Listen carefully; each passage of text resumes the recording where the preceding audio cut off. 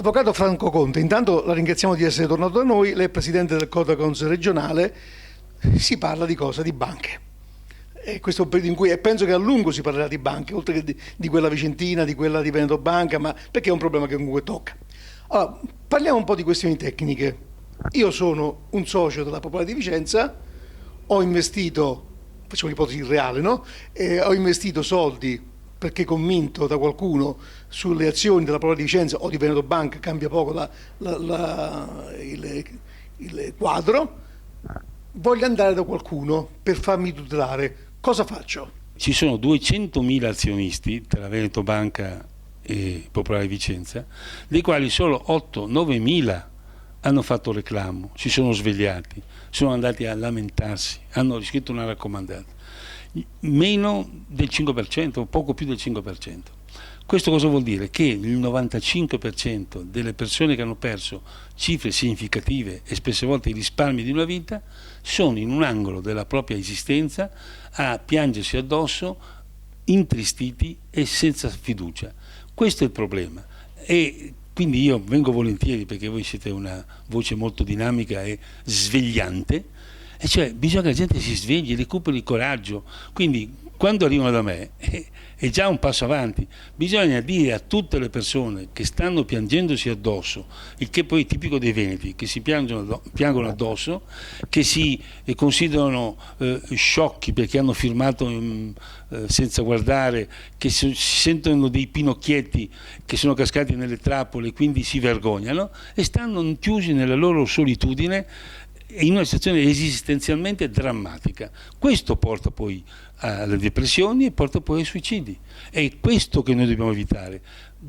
Noi abbiamo ricevuto circa, ormai siamo verso i 700 casi di persone che si sono rivolte a noi. Ebbene, di questi 700 casi, almeno il 90%, con l'esperienza di chi non spara ottimismo irrazionale, ma spara competenza confortata dai risultati. Noi abbiamo portato a casa i soldi della Cirio, i soldi dei bond argentini con gli interessi, cioè noi abbiamo l'esperienza che queste vicende sono lunghe, abbiamo di fronte avvocati bravissimi, ma se Dio vuole, pur nella lentezza, la giustizia ci ha dato ragione. Quindi prendete coraggio, alzatevi, uscite dalla vostra solitudine e rivolgetevi a un'associazione dei consumatori. A quel punto, se arrivano da noi, vi diremo cosa fare. Ecco, la responsabilità anche dei media, dell'informazione, perché sicuramente responsabilità ne ha la banca o le banche che hanno carpito la fiducia dei soci, dei clienti, ma sicuramente certe informazioni ha spalleggiato quelle informazioni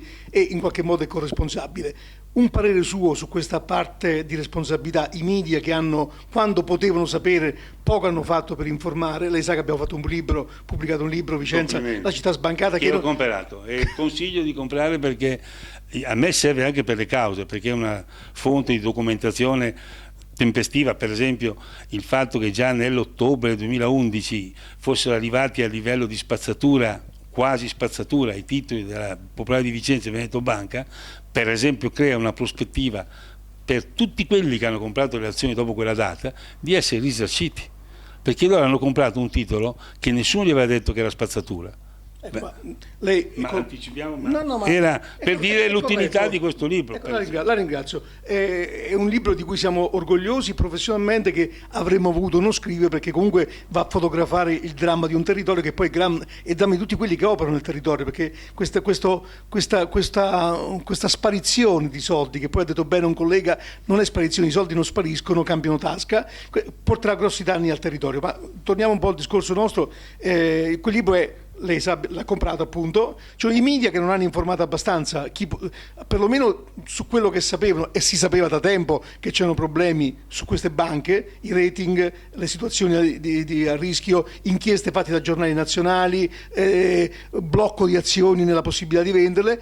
Oggi quei media ed altri aggiungono, secondo me, la beffa al danno invece che il danno alla beffa, perché oggi non fanno altro che intervistare in televisioni locali, televisioni nazionali, giornali che presentano situazioni in cui c'è qualche manifestante che va sotto la casa di Zonin piuttosto di altri e vengono esibiti, secondo me, questi poveracci così come come fenomeni per fare spettacolo. Questa è cattiva informazione, perché non si va a dire a quei signori cosa fare, si va a dire inquadriamo la faccia di quello che sta piangendo, perché comunque fa share. Ecco, qui bisogna sempre portare rispetto, ognuno ha il suo mestiere. Io quello dei giornalisti non lo giudico, però i risultati sono evidenti. Cioè in una situazione in cui solo il 5% delle persone ha avuto il coraggio di andare a fare il reclamo e gli altri sono dormienti nella disperazione, evidentemente la stampa qui è mancata.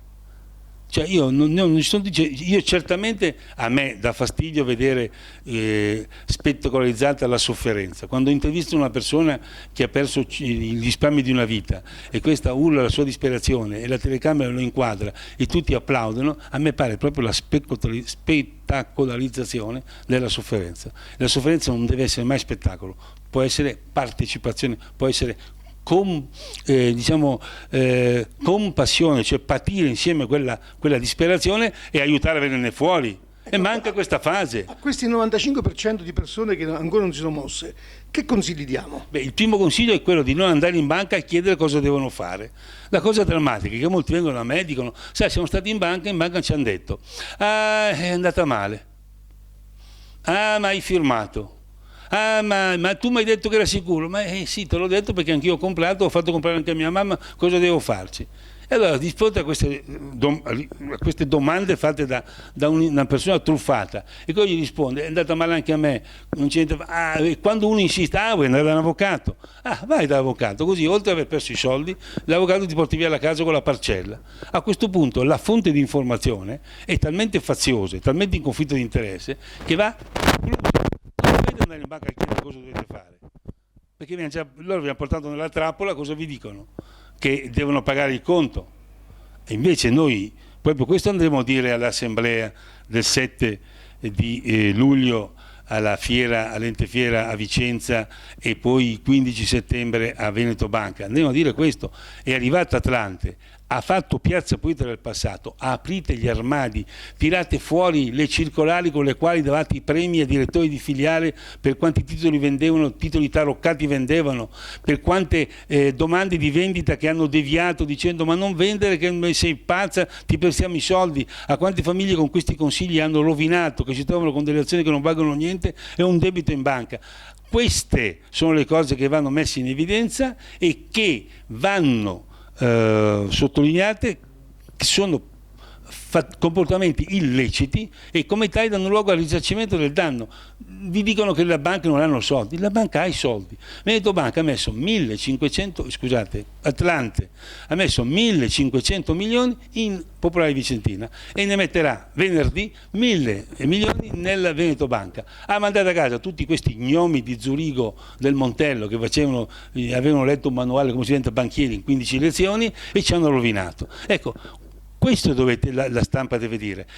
Avete messo una firma e voi, essendo persone per bene, dite: beh, ho firmato e chi firma si è fregato. Allora, non vale quella firma. Avvocato, quindi la prima cosa da non fare è andare in banca a chiedere informazioni. Se già ti hanno fregato, è inutile che ti vai a chiedere come risolvere il problema con te. Esatto. Quindi. Seconda informazione che le ha dato tra le righe: nelle banche, nelle due banche di cui stiamo parlando, quelle più vicine al nostro territorio, ci sono già dei fondi sotto vari titoli messi lì a garanzia, a tutela dei rischi di risarcimenti. Vicenza, ripeto, sotto varie voci, a circa 1 miliardo accantonato per poter rispondere di eventuali danni, una cifra un po' più bassa ma molto simile, circa 800 milioni a Veneto Banca. Quindi una parte di soldi, non tutti, ma una parte di soldi da poter recuperare ci sono addirittura all'interno delle banche e sono previste già nei bilanci. Addirittura per quelli che sono così timidi da non voler peggiorare la situazione della banca che li ha fregati, non vanno neanche a peggiorarla, perché la banca ha già messo a perdita, ha accantonato quei soldi per darli a chi ne avrebbe diritto. Poi si vedranno le altre azioni. Quindi il socio va a un avvocato o va a un'associazione di consumatori? Beh, non è out, è et. Va. Prima, secondo me, va da un'associazione dei consumatori, perché lì trova una consulenza competente. Perché voi quando andate da un medico chiedete un medico che vi faccia guarire o un medico che parli bene e che magari abbia uno studio incantevole con 55 segretari. Voi andate da un medico che vi guarisce, quindi dovete andare da un'associazione dei consumatori che vi sa dire esattamente come siete messi con la vostra storia rispetto al diritto, alla possibilità di avere giustizia, alla possibilità di essere risarciti. Questo ve lo dice l'associazione, con un costo. La nostra associazione ha una iscrizione annua di 50 euro, altre associazioni hanno un po' meno, altre un po' di più, ma grosso modo le associazioni navigano intorno a questa cifra. Con questo voi entrate in contatto con un mondo di competenza e non qualunque associazione. Prendete quelle che sono, per esempio, sono iscritte all'albo nazionale, che sono mi pare 14-15, le quali sono state selezionate dal Ministero con dei requisiti, perché anche qui è facile trovare i magliari del diritto che vendono competenza quando non c'è. Quindi rivolgetevi a un'associazione dei consumatori e a quelle qualificate dall'albo nazionale. Dopodiché, quando avete parlato con l'associazione, siete ancora liberi di scegliere di passare alla fase successiva, se avete voglia e se è ritenuto opportuno, dell'avvocato di riferimento dell'associazione, il quale è l'avvocato che ha fatto le cause di Cirio, Parmalat, Bond Argentini, gli ultimi quelli islandesi, e molto presenti nella zona. E poi, se invece avete l'avvocato di fiducia di famiglia, il figlio che è laureato e lavora in uno studio, un avvocato amico, eccetera, eccetera, andate a quell'avvocato. Cioè non è che la scelta dell'associazione dei consumatori implichi la scelta dell'avvocato, sono due cose separate. Procedimento penale o civile? Perché anche quando parliamo con gli avvocati ci troviamo di fronte a chi dice è preferibile la strada del risarcimento e quindi del civile, no, è preferibile la strada del penale. Allora, qui il problema è molto complesso e allora lo pennelliamo in maniera comprensibile, cerco di essere comprensibile. Cerchiamo di spiegare. Allora, il penale è un'azione che viene sviluppata tecnicamente dal PM, non dal cittadino. Cioè, se c'è un reato, questo reato sollecita immediatamente l'intervento, se c'è l'ipotesi di reato, sollecita l'intervento del PM.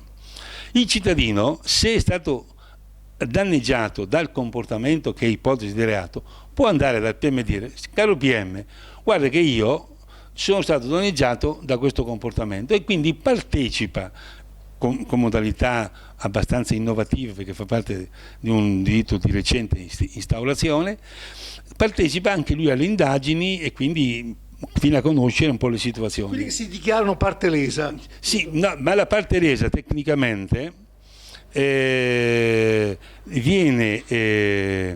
riconosciuta all'atto della prima udienza in sede istruttoria, quando c'è il rinvio a giudizio. In quella sede lì il giudice istruttore prende l'incartamento del PM e valuta se le ipotesi di reato sono fondate per aprire il processo. In quel contesto viene a sapere anche chi si ritiene parte lesa.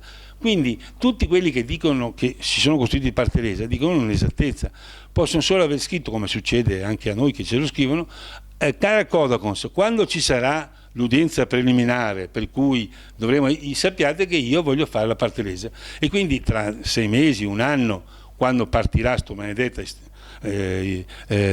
udienza istruttoria per la formalizzazione, per il rinvio a giudizio, allora in quel momento là, questa è una parte del penale che tra l'altro non ha costi, perché la questione in parte lesa è un atto molto modesto anche sotto il profilo processuale. Quello invece che molte volte si parla di penale, naturalmente essere parte lesa vuol dire che quando Zonin sarà condannato, se verrà condannato? No, secondo me Zonin verrà condannato sicuramente, perché il primo grado sicuramente condannato. È chiaro che il giudice, ci sono tutti i tempi tecnici, perché se c'è stata la truffa, come a noi risulta, ma sarà il giudice che lo decide, c'è il tempo tecnico per vederlo condannato. Il problema è che lui nel frattempo, come ho già detto altre volte, si è spogliato dei beni, per cui probabilmente in questo momento lui ha un ISEE nullatenente, quindi gli paghiamo anche il cachet per il mal di testa, perché non paga, esentato anche dal ticket, e questo rende ridicolo questo Stato, e questo pone, e lo dico qui con cattiveria, un'ombra negativa sui consigli di amministrazione che sono succeduti in questi mesi nelle due banche. Ma come si fa a non aver fatto ancora l'azione di responsabilità? Ma questo ha un solo significato, che fate passare del tempo in base al quale la gente fa in tempo a portare all'estero i suoi beni, a trasferirli all'amante, ai figli, agli zii, ai nipoti, e quando poi finalmente arriverà l'azione di responsabilità, con tutta calma questi sono diventati nullatenenti. Torniamo un po' a noi, ne siete tutto corretto, ma torniamo un po' a noi, perché poi c'è sempre la speranza che ci siano le revocatorie, ma si allungano ancora i tempi. Penale oppure civile? Dicevo, quindi il penale, giusto, il penale ha quindi una funzione nella costituzione di parte civile di poter essere poi, essendo parte lesa, parte che viene risarcita dal giudice. Il giudice definirà in quella sede il danno che il cittadino ha subito, probabilmente prendendo a riferimento quanto ha perso, e quindi dirà questo ha perso, e quindi va risarcito di questo danno. Risarcisce il condannato o la banca? No, il problema è che nella parte penale è il condannato che risarcisce, perché il reato in questo caso è personale. Esatto. Il problema invece civile? L'altra parte del penale, l'altro quello del penale è un altro, che è molto delicato, ma questo è molto più anche specifico. Se io ho 81 anni e mi presento con, che so io, ho deciso di prendere tutti i soldi che ho venduto, le case, i terreni, e voglio lasciare un capitale per i miei figli, e vado in banca e questa banca a 81 anni me li fa investire tutti in azione della Veneto Banca o della Popolare di Vicenza, in azioni e obbligazioni, è chiaro che questa persona qua è stata non truffata, proprio ingannata. Si chiama circonvenzione, non di incapace perché non voglio offendere nessuno, ma è proprio induzione all'acquisto di persona chiaramente che sta facendo una cosa in contrasto con il suo interesse. Quindi in questo caso infatti per esempio sia in Toscana che in Friuli, che sono meno veneti, hanno denunciato decine di direttori di filiali.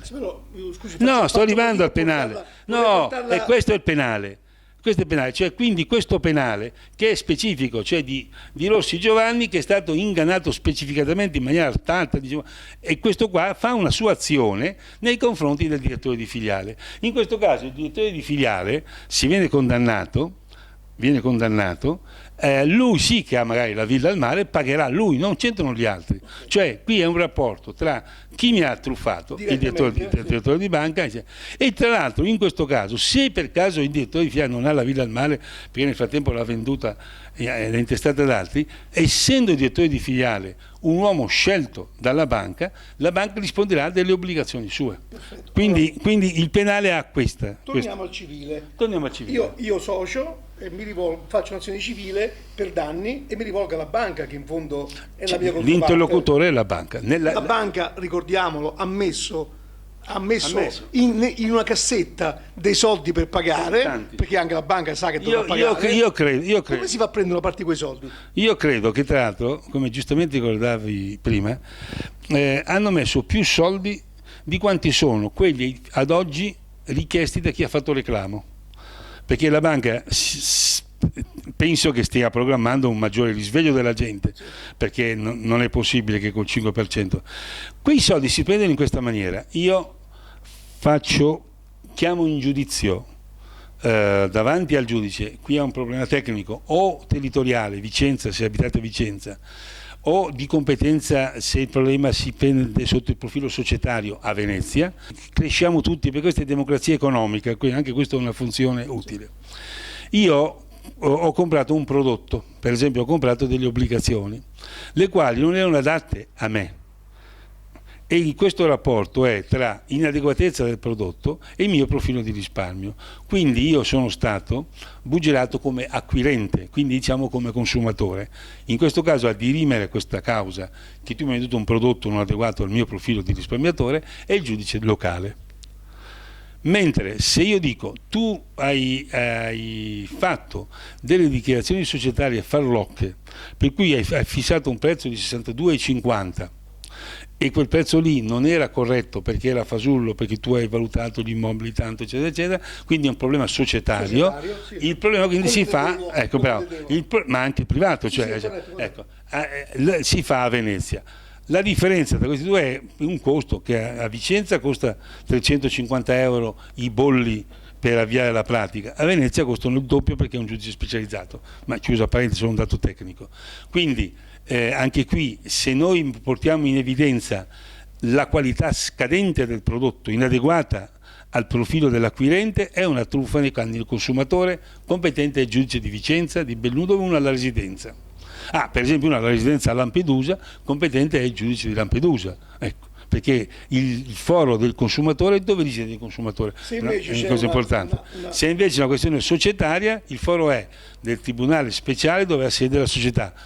Per la sede di Venezia o Montebelluna, quindi è Venezia. Allora, diciamo così, la strada penale ha un certo aspetto, ha delle configurazioni, ci si associa a quella che è l'inchiesta penale in corso, soprattutto per il finale, sul versante della dirigenza bancaria, dirigenza e CDA, e ci si può, nel momento in cui augurabile, sperabile, chi ha sbagliato venga rinviato a giudizio, ci si può mettere in questo listone di danneggiati, e quindi lì la procedura di un certo tipo, i tempi che ha e così via. Il penale fisserà delle pene, ma poi rimanderà un giudice per fissare anche gli eventuali risarcimenti. I risarcimenti saranno a capo comunque delle persone fisiche che vengono condannate. Nel penale in prima istanza sì, poi c'è la relazione, come dicevo prima, della banca. E questo è un processo abbastanza lungo, abbastanza complicato, immaginabile che il percorso non sia semplice, ma piuttosto che non fare percorsi magari... Ecco. Sul civile invece si rivolge proprio fisicamente. Sono stato danneggiato dalla mia agenzia, io attacco, tra virgolette, ma anche senza virgolette, attacco la mia agenzia, quella di Vicenza piuttosto che quella di Belluno, perché risiedo lì, e chiedo i danni alla banca sostanzialmente, certo, al direttore, ma quindi alla banca. Oppure mi rivolgo la mia controparte è la banca. È la banca. Poi oppure mi rivolgo a Venezia se l'informativa che ha portato al danno che ho subito nasce da cattivi, diciamo, false informazioni o societarie. Quindi questi sono gli ambiti. Vicenza, ecco. A questo punto sappiamo che, ripeto, torno a quel discorso lì, perché poi al nostro ascoltatori interessa anche dire che probabilità ho di poter ripescare. Una parte, se i soldi dei privati possono essere nascosti, ma si sa anche che possono essere anche ripresi, eccetera, volevo completare la domanda, altrimenti ogni volta mi interrompe, forse non riesco a spiegarlo, ma lo so che lei è più intelligente di me, quindi è più pratico. Io nel frattempo cambio la domanda così la frego. Volevo un po' cercare un po'. Allora, la banca ha messo già in conto dei risarcimenti da dare, e quindi non è che ci troviamo di fronte a un nullo tenente. C'è una banca, una che ha messo da parte 1 miliardo, l'altra ha messo da parte 800 milioni, in cui c'è non da pescare, non tutto, ma comunque una buona parte. Certo. Ecco, ho capito bene intanto, oppure... Questo sì, ma io per quello interrompevo, mi scuso. Cioè, no, perché il mio tentativo è far capire questo. Nei bilanci delle società che abbiamo approvato, anzi il motivo per cui le azioni poi valgono 0,10 centesimi, ma come mai valgono 10 centesimi? È perché nei bilanci sono state spesate tutte queste evenienze passive. Sì. E questo che cosa? Quando metti 1 miliardo a futuri oneri per contenziosi giudiziari, è chiaro che hai tolto 1 miliardo dal bene della società. Ecco per cui la società che prima valeva 1.000 milioni, quando hai tolto 1 miliardo vale niente, e il titolo dell'azione è 10 centesimi. Ecco il motivo per cui la gente non si spiega come mai. Ecco, ma io volevo dire questo: non c'è in giro la tendenza, perché capita, in genere le nostre esperienze sono queste: io avanzo dei soldi sono un artigiano, avanzo dei soldi e quello non mi paga, e so che divento matto 10 anni per averli. E poi magari non li ho, perché quello nel frattempo fallisce, e quindi c'è questa esperienza esistenziale che le cause durano a lungo, e quando anche le vinci quell'altro non ti paga, ma non c'hai i soldi. Questo elemento viene trasferito nel rapporto con la banca e dice: ma la banca non c'è soldi per piangere, la banca non c'è. No, non è vero. A parte i fondi che ricordava lui, c'è un dato fondamentale, che è questo: sono entrati oltre i 1.000 miliardi accantonati, 1.000 milioni accantonati alla Vicentina per contenzioso giudiziario, gli 800 accantonati alla Veneto per contenzioso giudiziario come grandi categorie. Ci sono i 1.500 miliardi che ha messo milioni che ha messo Atlante, e i 1.000 milioni che ha messo Atlante dentro Veneto Banca, e quei là servono per pagare gli stipendi, pagare gli affitti e pagare i tamponamenti che hanno fatto gli azionisti. Servono anche per rimettere in equilibrio il capitale. Ma facevo, questo esempio. A me lo zucchero, io produco dolci e lo zucchero mi serve. Io sono una banca, diciamo così, faccio l'esempio banalissimo, produco dolci e lo zucchero mi serve per i dolci per venderli. Ma se entro in banca e avanzo io 1 chilo di zucchero, lo deve dare a me, poi se ce l'avanza darà anche i dolci per il mercato. A quel punto deve pagare, fallirà, ma intanto deve pagare chi deve è pagare. il creditore. Un'ultima, qui non finiranno mai le domande, l'ultima delle domande di questo gruppo.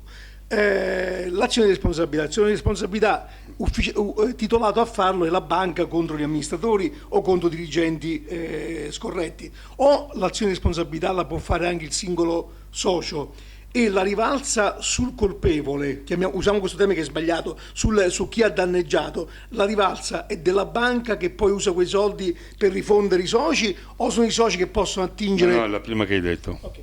Cioè è questa, l'azione di responsabilità in fondo ai risparmiatori non interessa granché, non ha senso. È un fatto etico, morale. Diciamo. Non è che l'azione di responsabilità mi porta dei soldi come azione. La banca porta più soldi però. La banca recupera da questi signori per le responsabilità che vengono riconosciute, recupera questi importi e quindi la rendono più ricca, quindi è la banca che se ne avvantaggia. Questo è chiaro. Il problema, come dicevi tu, è morale, cioè non è possibile che in un paese civile dove c'è scritto la legge uguale per tutti,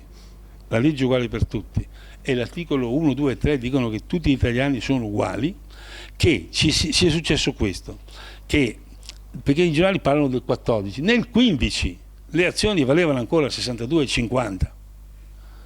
2015, sì. Sì, 2015. Fino ad aprile 2015. Perché c'è scritto sul nostro libro. Sì, ma per esempio le televisioni parlano 14, no, fino al 2015 c'erano azioni che valevano 62,50 e grosso modo dall'altra parte 39,50, lì avevano già fatto un dentino, un basso. Sì. Ecco, non è possibile che dal gennaio 2015 a dicembre 2015, perché è successo 2015, queste azioni sono crollate a 7,30, 6,30 e poi dopo poche settimane a 10 centesimi. Non è possibile che per accertare questo ci vogliono mesi e mesi, anni di indagine per stabilire che questo qui è una truffa, è un inganno, è stata un'estorsione alla povera gente. Cioè non è possibile che ci vogliono mesi per fare l'evidenza. Non è possibile, cioè forse è possibile, non è accettabile. No, sì, diciamo, no, nel momento che diventa possibile che è un problema, perché è possibile. Ecco, e no, comunque non è accettabile. E la seconda cosa è questa: non è accettabile che i protagonisti di questo, in buona fede o in cattiva fede, non abbiano subito ancora un interrogatorio formale, non ci risulta, neanche interrogati. Non ci risulta che abbiano fatto un giorno di arresti domiciliari, quando la legge è chiarissima: chiunque è indagato di un reato, se mette a rischio la confusione delle prove, l'alterazione delle prove, se è a rischio di reiterare il comportamento o se è a rischio di scappare all'estero, è obbligatorio che lui sia messo o in prigione o ai domiciliari. Allora, nessuno ha fatto ancora un giorno di prigione. Tutti hanno avuto il tempo in questi 2 anni di falsificare le prove, confondere, intestare i propri beni, andare all'estero, eccetera. Tutti hanno il passaporto, non c'è il ritiro di un passaporto. Che se io oggi investo perché ho preso una dose di pasticche per debolezza eccetera, una persona mi dice il passaporto, mi sequestro la macchina, ormai ho legato, giustissimo. E questi qua che hanno portato al suicidio le persone, che hanno derubato di miliardi il territorio, hanno messo in ginocchio imprese, sono tranquilli. Cioè, di fronte a questo i cittadini si domandano, ma dove siamo? Siamo tornati alla giungla dove governano i forti e i poveri devono sempre stare lì a prendere la bottega? E allora la risposta a questo discorso è: venite, fate una riflessione. Fate una riflessione, cioè, per quello ho cominciato questa intervista con il discorso dei 200.000 e solo pochi attivi. Cioè, è una questione di diritto, è una questione di giustizia. Non pensate, cioè, può andare bene alle vostre tasche aver perso i soldi, ma come venite dovete collaborare con tutti perché questo non avvenga più e perché questo diventi un'occasione di restituzione ai truffati dei soldi, perché solo così si torna a creare la fiducia. Una battuta sola, perché io nei mesi prima che arrivasse Atlante eccetera e che c'era tanta ansia e angoscia sul territorio, incontravo anche i sindacati lavoratori, anche i lavoratori delle banche che dicevano ma se voi chiedete troppo risarcimenti eccetera eccetera, le banche chiudono e noi perdiamo il posto di lavoro. Io gli ho detto, gli ho detto e c'è già registrato, ho detto state attenti che sbagliate, il problema non è privilegiamo i posti di lavoro e al macero e al patibolo gli azionisti, il problema è salviamo gli azionisti per salvare i posti di lavoro, perché se gli azionisti fossero stati rispettati, se fosse subito partita dalla regione ai parlamentari e al governo e anche ai poteri locali fosse partita un'azione attenta e subito e intelligente a recuperare i diritti e la giustizia per gli azionisti, questi lasciavano i soldi nella banca. Cioè la gente, se fosse stata rassicurata, cioè, non scappavano perché sapevano che stavano per essere rispettati, risarciti per quanto ingannati. E allora non succedeva e la banca si salvava. Invece hanno pensato che gli azionisti al macero e i sindacati, si può anche capire, di concerto con i lavoratori, hanno pensato che salvare la banca voleva dire diventare SPA, voleva dire fare aumenti di capitale ulteriori, spingere la gente a comprare anche gli centesimi le azioni, continuando in quell'illusione, in quel miraggio che è terminato. Il 19 dicembre a Montebelluna, diventando SPA, la Veneto Banca è finita, è cominciata un'altra cosa. Lo stesso vale prima ancora per la prova di Vicenza. Cosa può fare? Un ultimo appello. Il procuratore Cappelleri ha davanti questa massa enorme di dati, ma Cappelleri ha tutta la solidarietà, perché noi abbiamo chiesto ai parlamentari, credo che il sindaco Variati in questo senso è stato molto attento, ha sollecitato un rafforzamento del tribunale, cioè bisognava, qui c'era un'emergenza, cioè qua c'è stata un'alluvione, mandate i pompieri, no? E in questo caso i pompieri sono magistrati che aiutino competenti, con competenze particolari. Con competenze particolari, perché è chiaro che un magistrato che divorzista fa fatica a gestire una materia così delicata e così complessa, che solo poche persone intelligenti conoscono approfonditamente.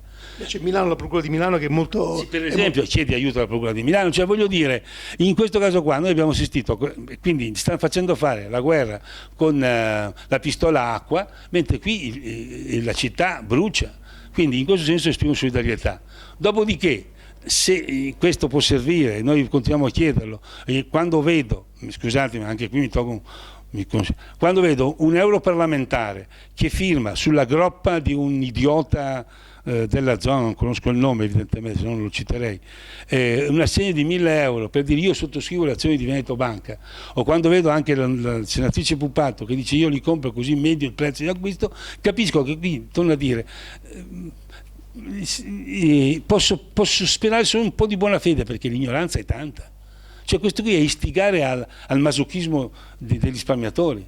Cioè come si fa a dire comprate le azioni in questo, intanto è vero che non ho preso nessuno, come fa quel fanfarone che dichiara che ci sono 600 milioni pronti per l'aumento di capitale e poi ci sono 4 euro di 4 che hanno capito niente, che hanno sottoscritto. A Vicenza c'era un'associazione che prometteva capito? Cioè, questo è il problema, cioè questa gente qua, quando uno prende cantonate così, deve o chiedere scusa o ritirarsi in casa e non farsi vedere più.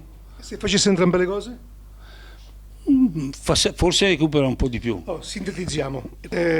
Uno, andare a chiedere informazioni per i soci danneggiati, andare a chiedere informazioni non certo alla banca, perché è parte in causa, ma andare a chiedere a persone terze. Persone terze possono essere gli avvocati propri, per carità, ma possono essere le associazioni che già hanno dimostrato esperienza e competenze in questo campo per giunta, senza dei fini speculativi professionali diretti. Questo non esclude l'intervento di avvocati, perché poi c'è sempre la libertà della persona di appoggiarsi al legale che ritenesse il più adatto. Il procedimento penale comunque è attivato su vari fronti e ci si può tranquillamente accodare a quel procedimento penale, tanto non ha un costo aggiuntivo se non l'attesa di tempi che ci augureremo che fossero un po' più brevi. Vorrei completare questa sintesi, poi dopo la integra, magari altrimenti aggiungiamo ulteriore. Quindi la parte penale non è da cancellare, però il procedimento che potrebbe dare un ristoro più immediato, più rapido e più certo ai danneggiati è il procedimento civile, nelle modalità che abbiamo detto prima. A Vicenza, se il danno si è concretizzato su una qualità del prodotto. esatto, oppure a Venezia se il danno si configura sui dati della banca, perché cambiano le competenze. I fondi per rimborsare i danneggiati sono stati già accantonati dalle banche in maniera cospicua, non totale, ma in maniera cospicua, perché le banche hanno accantonato 1 miliardo Popolare di Vicenza e 800 milioni Veneto Banca per rispondere a eventuali richieste di ristoro. Se la banca facesse, se le due banche attivassero, come sarebbe auspicabile, se non altro come messaggio agli azionisti precedenti e truffati, azionassero delle azioni di responsabilità, queste sono irrilevanti nell'immediato dal punto di vista pratico, sono molto rilevanti dal punto di vista etico, ma avrebbero anche una rilevanza pratica, perché nel momento in cui la banca riuscisse a recuperare dai suoi precedenti CDA dei soldi, questi soldi andrebbero nella banca e quindi potrebbero aumentare anche la capacità di poter rimborsare eventuali danni. Certo.